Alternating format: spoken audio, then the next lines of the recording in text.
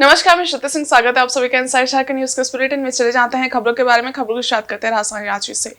झारखंड सरकार ने गुटखा पान मसाला पर पूरी तरह से बैन लगा दिया है। राज्य के स्वास्थ्य विभाग ने इस मामले में नोटिफिकेशन जारी किया है। आदेश के अनुसार अब झारखंड के बाजारों में उपलब्ध किसी भी नाम से तंबाकू या निकोटिन युक्त गुटखा और पान मसाला की निर्माण, भंडारण, बिक्री और वितरण गतिविधियों पर पूर्णतः प्रतिबंध लगाया गया है। झारखंड सरकार के द्वारा जारी इस आदेश के तहत अब गुटखा बेचना और इसका सेवन दोनों अपराध के दायरे में आएगा। गुटखा माफिया और अवैध कारोबारियों पर खास नजर रखी जाएगी।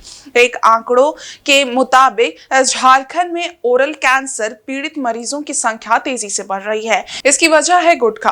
राज्य में 1 लाख की आबादी पर करीब 70 लोग कैंसर पीड़ित हैं। इनमें 40-45 मरीज तंबाकू और गुटखा की वजह से ओरल कैंसर से पीड़ित है। झारखंड में गुटखा बैन करने की पहल स्वास्थ्य मंत्री इरफान अंसारी ने की है। उन्होंने कहा कि ये कदम पूरे राज्य के लिए एक नजीर बनेगा और अन्य राज्यों को भी इससे प्रेरणा मिलेगी। हम झारखंड को गुटखा मुक्त बनाकर एक ऐसा उदाहरण स्थापित करना चाहते हैं जिसे बाकी राज्य भी अपनाएं और पूरे देश में ये मुहिम चलाई जाए।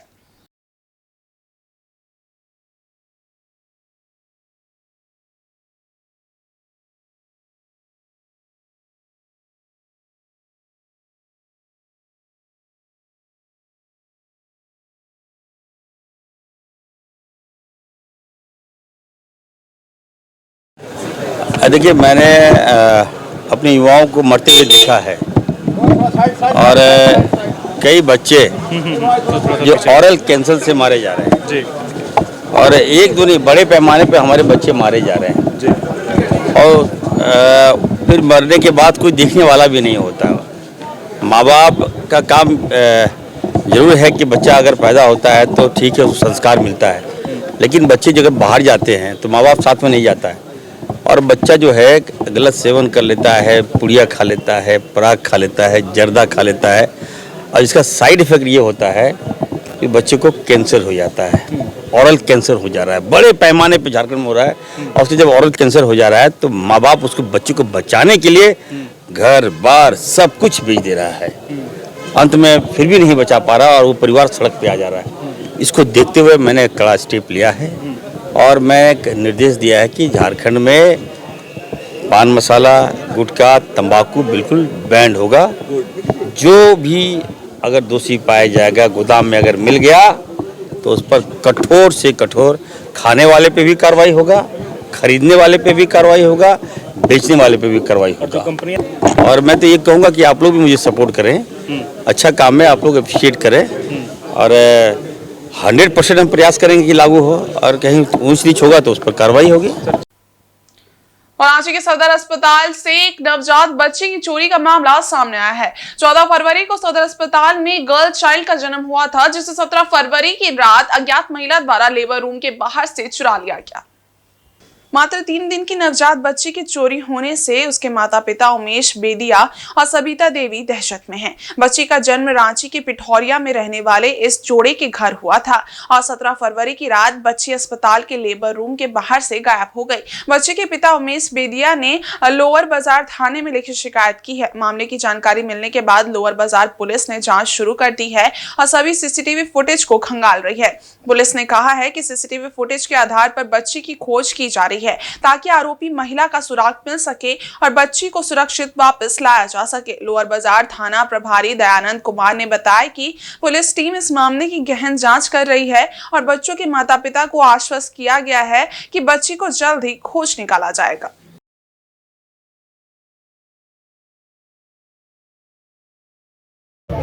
देखिए, मेरा साली का प्रसव 14 तारीख को हुआ था, है ना। 3 दिन हुआ था। कल या आज हम लोग का छुट्टी मिलता, बड़ा ऑपरेशन से हुआ था। और 9-10 बजे रात को हम लोग का बच्चा चोरी हो गया। चोरी का ये मान लो वो मेरा वेबसाइट के देख रेख में था, ठीक है। तो उनको अंदर वार कर दिया और वो अनजान महिला थी, लेकिन उनके पास का बातचीत हुआ नहीं हुआ। बच्चा हल्का फुल्का रोता होगा, तो उसी बीच में इन लोग का कुछ वार्ता हुआ होगा, बातचीत हुआ होगा। अब उसको किस तरह से मोटिवेट किया, क्या बात किया, तो उसको नहीं जानते हैं, लेकिन उसको ठक करके फुसला करके और पीछे वाला गेट से निकाल करके बोलते चलते करके इधर मेन गेट रोड तक पहुंचवाया उसको, बच्चा को, और मेन रोड गेट के बगल जस्ट पार किया और उसके हाथ से ले लिया है सब, और तेज तेज दौड़ना शुरू किया। तो ये भी पीछे से दौड़ाई, लेकिन मतलब इसको दिखाई नहीं दिया, कहीं साइड हो गई, कोई गली में घुस गया तो नहीं मिला। फिर वो आके इनको बताया, तो फिर वो जा करके ये लोग को कोई सुनवाई नहीं हुआ, तो ये लोग थाना में भी गया। हम लोग कभी फ़ोन कर रहा था तो मतलब फ़ोन से बातचीत नहीं हुआ।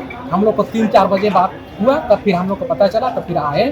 तो हम लोग यही कोशिश कर रहे हैं कि हम लोग को बच्चा मिल जाए, चाहे जो भी ले गया होगा। ये घटना बहुत सारा घटा है हॉस्पिटल में, एक बच्चा चोर के मामला है ये। और हम लोग रांची के सदर हॉस्पिटल में हम लोग एक 14 तारीख को अपना रिलेटिव को एडमिट किए थे, और उनका बड़ा ऑपरेशन में एक बच्ची हुई है। उस बच्ची को 17 तारीख की रात में करीबन 8 से 10 बजे के बीच में वो बच्ची को किसी व्यक्ति ने आके, बच्ची का मौसी जो है, बड़ी मौसी, उनको बहला फुसला के और उनसे वो ले गई। यही मामला है, और फोटो में साफ नज़र आ रहा है कि इस तरह का घटना घटा है। फोटो कहाँ? जमशेदपुर के परसूडी की रहने वाली करीना कालिंदी की मंगलवार को एमजीएम अस्पताल में इलाज के दौरान मौत हो गई। करीना ने 12 फरवरी को बिष्टुपुर राम मंदिर के पीछे अपने प्रेमी सन्नी बाग से विवाद के बाद आत्मदाह करने का प्रयास किया था, जिसमें वह गंभीर रूप से जल गई थी।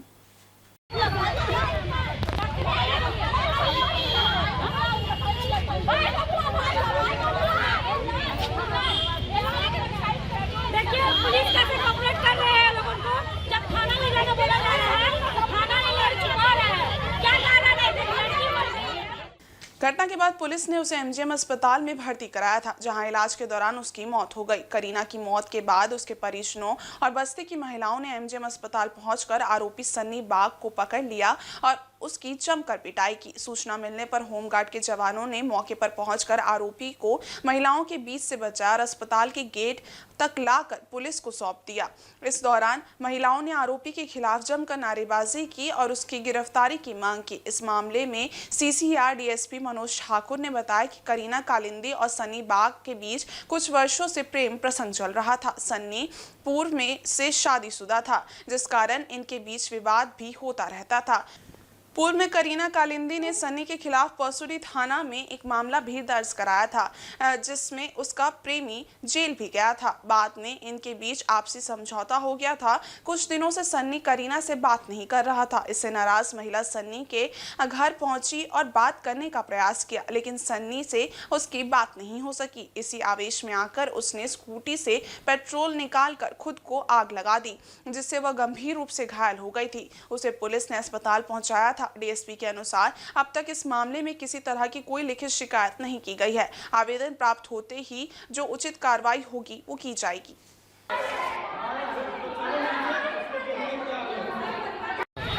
ये जो अभी डेट कर गई है मंगलवार को, लड़की का जल गई थी राम मंदिर का पीछे लोकल की जगह है बिष्टुपुर में, तो जल गई थी। इसका पहले भी हम इनका कंप्लेंट लिए थे सहयोग के तौर में। 2023 में लड़का का केस हुआ, जेल भी गया, ठीक है। और ये अपना पति के साथ छूट गई, क्योंकि पति की शादी हो चुकी दूसरे से, और ये बॉयफ्रेंड के चक्कर में था। केस भी खत्म करवा दिया लड़का, फिर 2 महीने का बच्चा पेट में, तो उसको भी खराब कर दिया। ये बोलकर शादी करेंगे। अब जब नहीं की शादी की तैयार, तो लड़की में जाएगी लड़का घर में, पहला पति का वहाँ घर है, बॉयफ्रेंड का भी वही घर है, ठीक है। तो वहाँ पर गई, तो ये लोगों क्या उस बीच में हुआ है, तेल छीट को मार दिया कि क्या किया, खाना वाला शायद किया, लेकिन पेपर में दिख रहा है कि हस्बैंड के चक्कर में वो जली है। लेकिन ये गलत बात है, ये बॉयफ्रेंड के चक्कर पर जली है। और लड़का जो सनी बाग, इसका पापा का कालू बाग है, कृष्णा बाग इसका भाई का नाम है, ये लोग सब मिला हुआ है। ये परसूडी थाना भी मामला दर्ज है। नामक महिला जो राम मंदिर के पीछे आउट हाउस के नज़दीक हम लोगों को सूचना मिली कि आग लगा के उसने आत्महत्या का प्रयास किया है। इस सूचना पर तुरंत ही पुलिस वहां पहुंची और उसको रेस्क्यू कर जले हुए अवस्था में उसको हॉस्पिटल में भर्ती कराया गया। और बीते शाम उसके मृत्यु होने की सूचना प्राप्त हुई।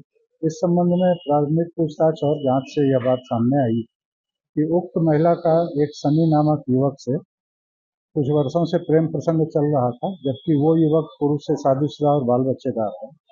और इस संबंध में परसों थाने में उक्त महिला ने उक्त युवक के खिलाफ प्राथमिकी भी दर्ज कराई थी, जिसमें वो जेल भी गया था। पुनः इन लोगों के बीच आपस में संबंध सही हो गए, जिस आधार पर कि केस से वो उस युवक को सजा नहीं हुई। उस दिन जिस दिन की घटना है, उस दिन भी वो महिला जो 2 दिन से वो युवक बात नहीं कर रहा था, वो उसके घर पर आकर और उसकी माँ से अपने लड़के से बात कराने का रिक्वेस्ट कर रही थी, लेकिन उस लड़के से उस दिन भी उसकी बात नहीं हो सकी। उसी आवेश में आके उसने अपनी स्कूटी से ही पेट्रोल निकालकर अपने शरीर पर डाल के और आग लगाने का प्रयास किया। अगल बगल के लोगों ने भी, जिसमें उस लड़के की माँ थी, उसने भी बचाने का भरसक प्रयास किया। पुलिस को सूचना मिलने पर जख्मी स्थिति में उसको भर्ती कराया गया। अभी उसके परिजनों के द्वारा लिखित में कोई भी प्राथमिकी दर्ज कराने है तो आवेदन नहीं दिया गया है। आवेदन प्राप्त होते ही जो उचित कार्रवाई होगी वो की जाएगी। इधर झारखंड सरकार ने राज्य के सरकारी कर्मचारियों के महंगाई भत्ते में 7 से लेकर 12% की बढ़ोतरी का निर्णय लिया है। इससे संबंधित प्रस्ताव को मंगलवार को मुख्यमंत्री हेमंत सोरेन की अध्यक्षता में आयोजित कैबिनेट की बैठक में मंजूरी दी गई। कैबिनेट ने कुल 12 प्रस्तावों पर मुहर लगाई। छठा केंद्रीय अपुनरीक्षित वेतनमान के तहत आने वाले राज्य कर्मियों और पेंशनधारियों पर महंगाई भत्ता 7% बढ़ाया गया है। इन्हें पूर्व में 239% महंगाई भत्ता देय था, जो अब बढ़कर 246% हो गया है। पंचम केंद्रीय अपुनरीक्षित वेतनमान के दायरे में आने वाले कर्मियों को देय महंगाई भत्ते में 12% की वृद्धि को मंजूरी दी गई है। उन्हें अब 443% के बदले 455% महंगाई भत्ता मिलेगा। सेवानिवृत्त कर्मियों को भी इस वृद्धि का लाभ समान रूप से प्राप्त होगा। महंगाई भत्ते की ये वृद्धि 1 जुलाई 2024 की तारीख से प्रभावी होगी। कैबिनेट ने राज्य में कारखानों और फैक्ट्रियों में महिला कामगारों को उनकी सहमति के आधार पर रात्रिपाली में काम करने की अनुमति से संबंधित प्रस्ताव को भी मंजूरी दी है। महिलाएं अब शाम 7 बजे से सुबह 6 बजे की अवधि तक काम कर सकेंगी। इसके अलावा कैबिनेट ने आंगनबाड़ी सेविका सहायिका के चयन एवं मानदेय नियमावली में संशोधन से संबंधित प्रस्ताव को मंजूरी दी है। एक अन्य प्रस्ताव के अनुसार राज्य में सूक्ष्म, लघु एवं मध्यम इकाई को विशेष छूट प्रदान किया जाएगा। इससे संबंधित विधेयक विधानसभा के बजट सत्र के दौरान लाया जाएगा। कैबिनेट ने राज्य बंटवारे के बाद बिहार राज्य औद्योगिक विकास निगम एवं Bihar state electronic development corporation limited से संबंधित अस्तियों एवं दायित्वों के बंटवारे को भी स्वीकृति प्रदान की है। प्रस्ताव संख्या 2 बिहार राज्य औद्योगिक विकास निगम एवं Bihar state electronic development corporation limited से संबंधित आस्तियों एवं दायित्वों के बंटवारे के संबंध में माननीय न्यायालय के आदेश से कर्मचारियों का बकाया भुगतान के लिए आदेश किया गया था। इसमें अभी 12,74,28,095 रुपया उनके भुगतान के लिए दिया जा रहा है। 12,74,28,000। अगला प्रस्ताव है श्री सुनील कुमार, तत्कालीन उपनिदेशक भूमि संरक्षण अनुसंधान केंद्र डेमोटार, हजारीबाग सह निदेशक समिति संप्रति सेवानिवृत्त के द्वारा समर्पित विभागीय संकल्प संख्या 488 दिनांक 21/2/2024 के माध्यम से अधिरोपित दंड पर पुनर्विचार संबंधी आवेदन को अस्वीकृत किए जाने से संबंधित प्रस्ताव है। जमशेदपुर के साक्षी बिरसा मुंडा चौक पर all India trade union council की ओर से मजदूर नेता कॉमरेड केदार दास की स्मृति में एक सभा का आयोजन किया गया। इसमें एटेक नेताओं ने स्वर्गीय केदार दास के चित्र पर पुष्प अर्पित कर मजदूर हितों की रक्षा का संकल्प लिया। स्मृति सभा में एटेक के राज्य सचिव अंबुज ठाकुर ने कहा कि कॉमरेड केदार दास ने मजदूरों के हित की रक्षा के लिए अपने प्राणों की आहुति दी थी। उन्हें याद करते हुए हम सभी ये संकल्प लेते हैं कि मजदूरों के अधिकारों की रक्षा के लिए हम हमेशा संघर्ष करते रहेंगे। उन्होंने शहर में टाटा कंपनी द्वारा ठेका प्रथा को बढ़ावा देने, अस्थायी मजदूरों की छटनी किए जाने की ओर ध्यान आकर्षित करते हुए कहा कि ये अत्यंत चिंता का विषय है। अंबुज ठाकुर ने कहा कि पूरे देश में सरकारी उपक्रमों को निजी हाथों में सौंपा जा रहा है और एटेक इस व्यवस्था के खिलाफ देश भर में आंदोलन कर नेतृत्व कर रहा है, जो लगातार जारी रहेगा। इस अवसर पर मजदूरों के अधिकारों की रक्षा को लेकर सभी ने एकजुट होकर अपना समर्थन व्यक्त किया। के लिए तो मैं शहर में आंदोलन को चरम सीमा पर पहुंचाने वाले जिस शख्स का नाम केदार दास है, कर्मचारी हुआ करते AITC कोल्हान प्रमंडल की ओर से झांसी के जमशेदपुर में आज हम लोग कॉमरेड केदार दास की स्मृति सभा रखे हैं। स्मृति सभा में याद हम लोग इसलिए कर रहे हैं कि आज वर्तमान परिस्थिति में आप देखे होंगे कि जिसको लेकर केदार दास का जान गया, आज टाटा स्टील में मजदूरों की स्थिति क्या है। टाटा स्टील में 11,000 मजदूर हैं और PRS दे करके अभी 8,000 में लाने की तैयारी है। परमानेंट मजदूरों को हटाया जा रहा है और उनके जगह पर ठेका मजदूरों को धड़ल्ले से बहाल किया जा रहा है। पूरे देश की यही स्थिति है। निजी संपत्ति निजी हाथों में देने की तैयारी सरकारी संपत्ति को जारी है। तो ये तमाम चीजों को लेकर के हम लोग केदार दास को याद करते हैं कि आज 1981 के जो समय स्थिति था मजदूरों का, आज वही स्थिति फिर से पुनः लौट चुका है। इसलिए कॉमरेड केदार दास को हम लोग याद करते हुए और आगे संघर्ष की तैयारी एटक करते हैं। और जमशेदपुर के गोविंदपुर हाउसिंग कॉलोनी में व्याप्त कचरा निस्तारण की समस्या का समाधान स्थानीय विधायक मंगल कालिंदी और जिला परिषद डॉक्टर पारितोष की पहल पर हुआ है। बुधवार को JNSC के सहयोग से 2 गाड़ियों के माध्यम से कचरा निस्तारण की शुरुआत विधिवत रूप से की गई। गोविंदपुर हाउसिंग कॉलोनी में कचरा निस्तारण एक बड़ी समस्या बन गई थी, जहां अर्ध शहरी क्षेत्र और उच्च जनसंख्या घनत्व के कारण कचरे का निष्पादन सही तरीके से नहीं हो पा रहा था। इसके परिणाम स्वरूप बीमारियों का खतरा भी बना हुआ था। इस समस्या के समाधान की मांग पिछले 2 वर्षों से जिला परिषद सदस्य डॉक्टर परितोष द्वारा JNSC से की जा रही थी। स्थानीय विधायक मंगल कालिंदी ने समस्या की गंभीरता को समझते हुए JNSC के साथ त्रिपक्षीय वार्ता की और पहले चरण में 2 गाड़ियों के माध्यम से कचरा निस्तारण की शुरुआत करवाई। विधायक ने कहा कि इस योजना के तहत अभी 2 गाड़ियों से कचरा संग्रहण किया जा रहा है। भविष्य में आवश्यकता के अनुसार ये योजना प्राइवेट कॉलोनियों में भी लागू की जाएगी और विधायक फंड से 2 और अतिरिक्त गाड़ियों की व्यवस्था की जाएगी।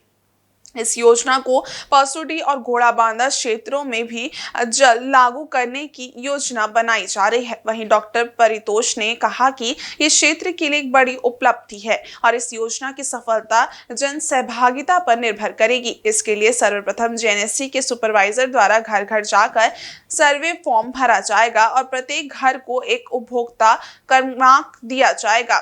इसके अलावा शिकायतों के समाधान के लिए एक ऑनलाइन पोर्टल भी उपलब्ध कराया जाएगा। JNSC के द्वारा सर्वप्रथम 100 रुपए शुल्क निर्धारित किया गया था, मगर विधायक मंगल कालिंदी के प्रयास से प्रत्येक घर से 80 रुपए एवं दुकानों से 100 रुपया शुल्क लेने पर सहमति बनी।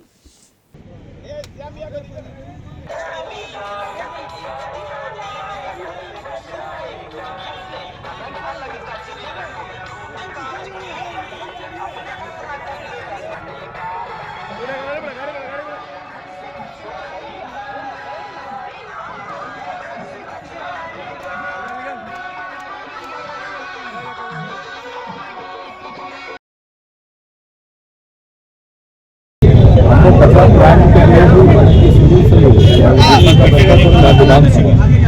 हम लोग हमेशा इस बात का रख रहे हैं कि कचरा प्लांट बन जाने से इस क्षेत्र का जो है कचरे की जो समस्याएं जो बहन बेटियों का क्षेत्रवासियों का जो समस्या है उसका समाधान हो जाए। और ये इस क्षेत्र के जो है जिला परिषद है डॉक्टर परितोष जी, उनका प्रयास रहा कि JNSC को लिखित रूप से दिए थे कि गोविंदपुर क्षेत्र में जो है कचरा का जो सफाई के लिए JNSC है।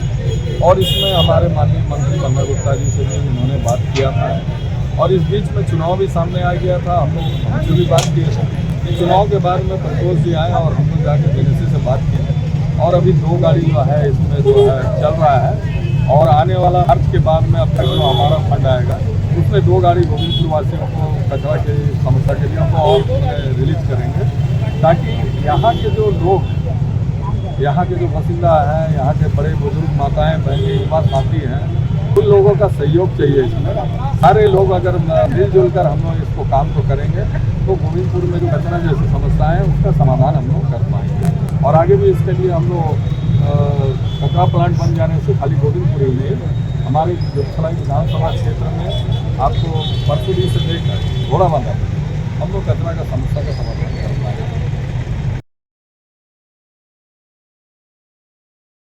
माननीय विधायक विमल कालिंदी का और हमारे राज्य के मुखिया हेमंत सोरेन और पूरे झारखंड सरकार को हम लोग धन्यवाद देते हैं कि यह कॉलोनी 1970 में बची थी और 65 साल के इतिहास में हम लोग कचरा को इधर फेंकते थे और इसी तरह काम चलाते थे।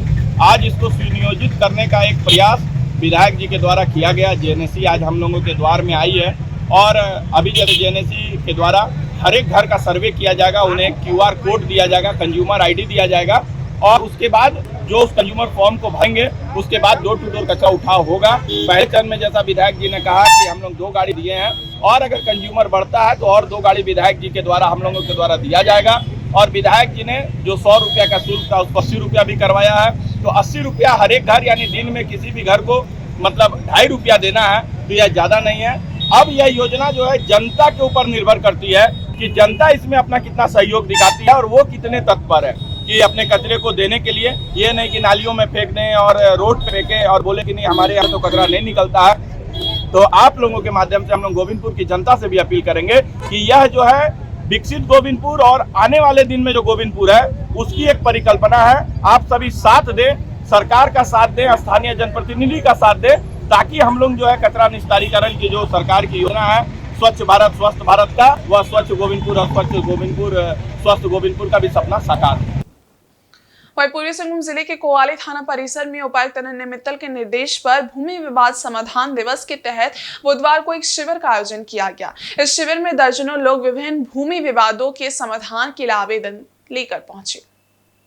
शिविर में उपस्थित पोटका की सीईओ निकिता बाला ने बताया कि इस दौरान 2 आवेदन जमीन मापी के लिए आए, जिनमें से एक ऑनलाइन आवेदन शिविर में ही किया गया। इसके अलावा जमीन सीमांकन, वंशावली निर्माण और सड़क चौड़ीकरण से जुड़े मामलों पर भी चर्चा की गई। वंशावली मामले में ग्राम प्रधान को इसे बनाने का निर्देश दिया गया, जबकि कोवाली के समीप सड़क चौड़ीकरण के मामले को संबंधित विभाग के अधिकारियों से निष्पादित करने की बात कही गई। भूमि विवादों में दोनों पक्षों को बैठाकर समझौता का समाधान किया गया और दोनों पक्षों ने जमीन मापी के बाद जो हिस्से में जमीन आएगी उस पर सहमति जताई। सीईओ निकिता बाला ने बताया कि सिविल मामलों के आवेदन का त्वरित समाधान करने की कोशिश की जा रही है।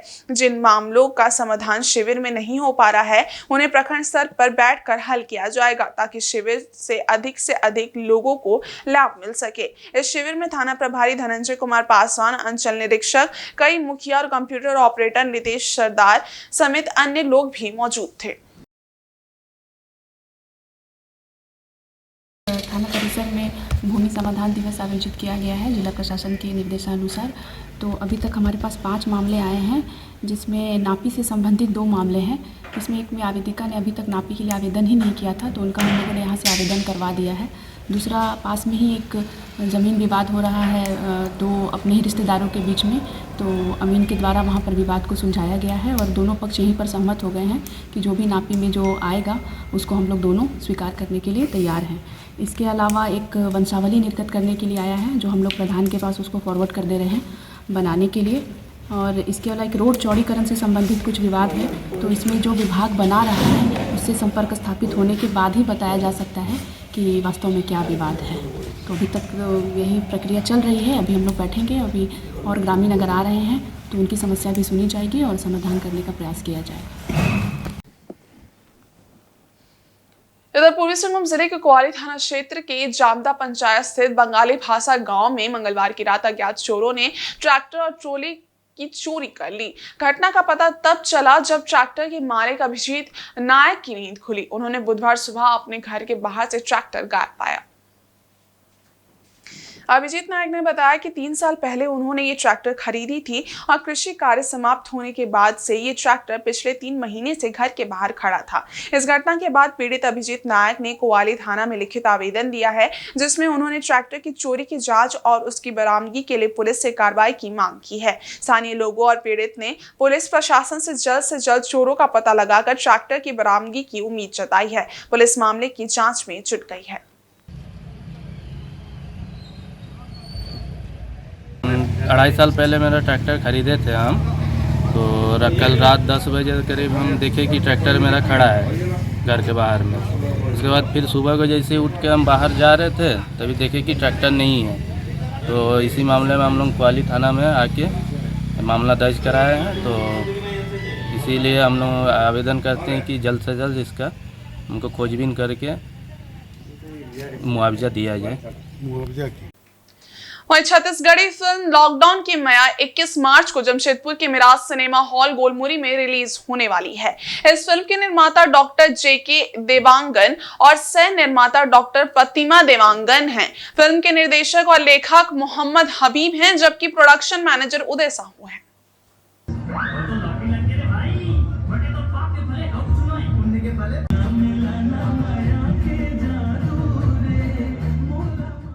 फिल्म के प्रमुख कलाकारों में छत्तीसगढ़ और जमशेदपुर के कलाकार शामिल हैं, जिनमें अभिनेता शिवा साहू, नितिन ग्वाला और अभिनेत्री स्नेहा देवांगन का नाम प्रमुख है, जो इस फिल्म के साथ अपनी फिल्मी करियर की शुरुआत कर रहे हैं। फिल्म की 90% शूटिंग जमशेदपुर में ही की गई है और ये लॉकडाउन के दौरान हुए अनुभवों को दर्शाती है। फिल्म का प्लॉट लॉकडाउन के समय एक दूसरे की मदद करने वाले लोगों पर आधारित है, जो एक पारिवारिक और मजेदार ट्रायंगल लव स्टोरी को प्रस्तुत करता है।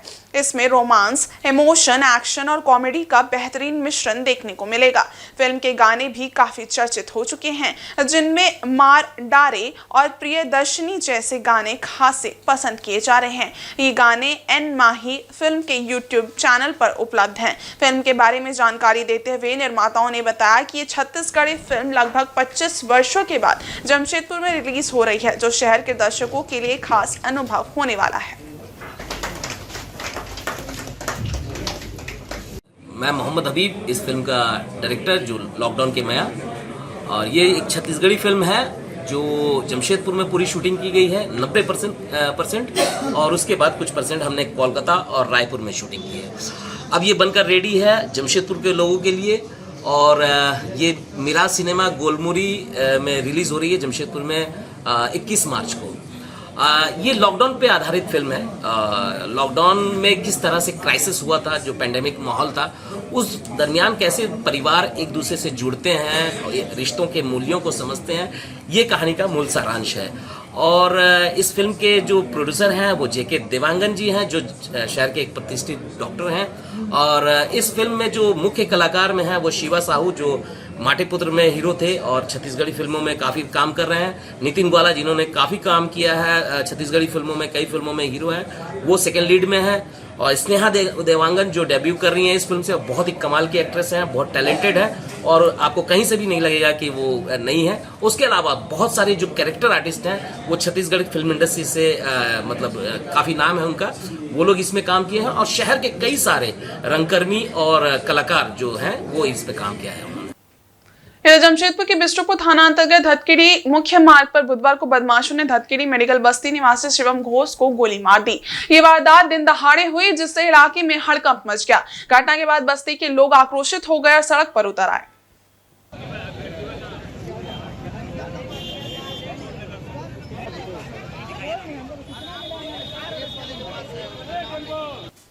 जानकारी के मुताबिक जेल में बंद मुन्ना घोष का पुत्र शिवम घोष अपनी चाची की हत्या के मामले में जेल जा चुका है। बुधवार को जब शिवम अपने किसी काम से पैदल जा रहा था, तभी दो हमलावर बाइक पर सवार होकर पहुंचे और अंधाधुंध गोलियां चला दी।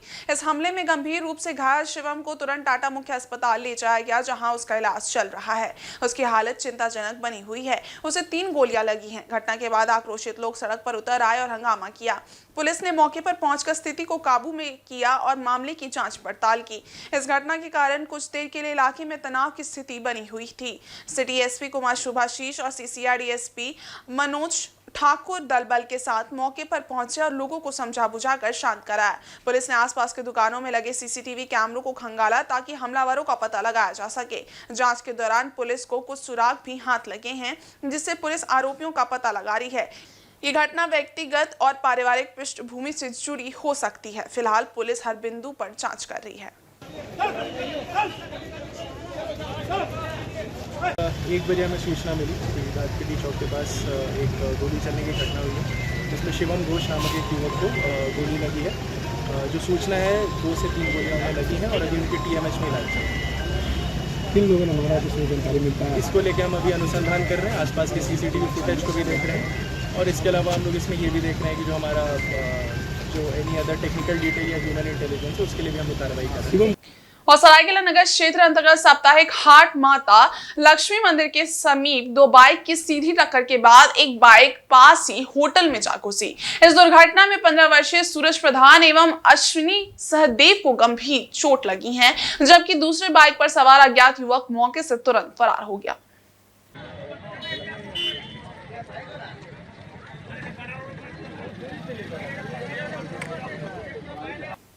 बताया जा रहा है कि फरार होने वाला बाइक काफी तेज गति से चाईबासा की ओर जा रही थी।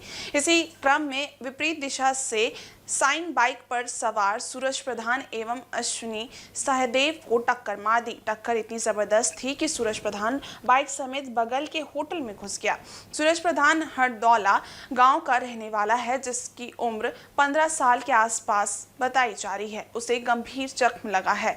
उसका दाहिना पैर टूट गया है, जबकि सिर में भी चोट आई है। दूसरा अश्विनी सहदेव कुदर साई का रहने वाला है। अश्विनी सहदेव ने बताया कि सूरज प्रधान उसे ट्यूशन छोड़ने के लिए बाइक से जा रहा था। इसी क्रम में दुर्घटना घटी। घटना के बाद स्थानीय लोगों ने एम्बुलेंस को इसकी सूचना दी, जिसके बाद तत्काल एम्बुलेंस द्वारा घायल को सदर अस्पताल लाया गया, जहां दोनों का उपचार चल रहा है। इस घटना में होटल संचालक को काफी नुकसान हुआ है।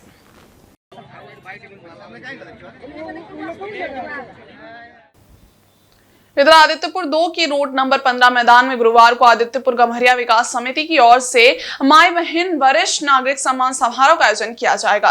कार्यक्रम में मुख्य अतिथि के रूप में झारखंड सरकार के श्रम नियोजन मंत्री संजय प्रसाद यादव उपस्थित होंगे।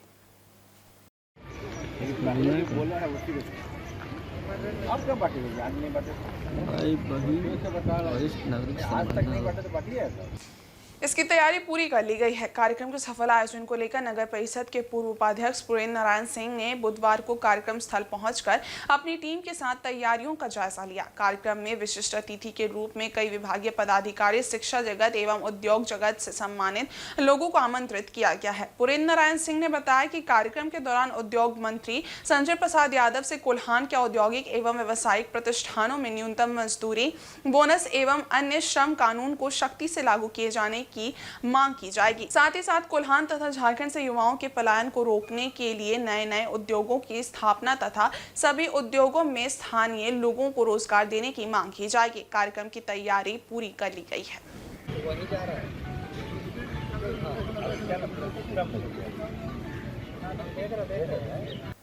रांची स्थित डॉक्टर श्यामा प्रसाद मुखर्जी विश्वविद्यालय के छात्रों द्वारा बुधवार को जायका फूड फेस्ट 2025 का आयोजन किया गया। इस फूड फेस्ट का उद्घाटन विश्वविद्यालय के वाइस चांसलर और अन्य अतिथियों ने दीप प्रज्वलित कर किया।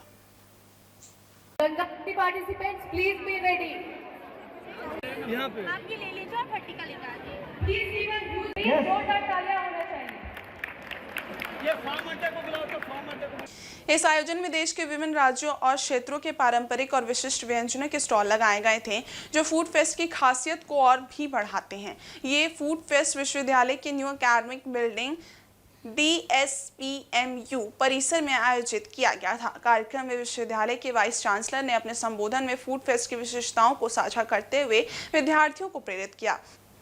उन्होंने महान शिक्षाविद और लेखक विश्वेश्वरैया जी के एक घटित वाक्य का उदाहरण दिया, जिसमें उन्होंने कठिन परिश्रम की अहमियत को बताया और कहा कि सफलता का मूल मंत्र कठिन परिश्रम ही है। यह आयोजन विश्वविद्यालय के छात्रों के लिए एक बेहतरीन अनुभव साबित हुआ, जो न केवल स्वादिष्ट व्यंजनों का आनंद उठा सके, बल्कि जीवन में मेहनत और समर्पण के महत्व को भी समझने का अवसर मिला।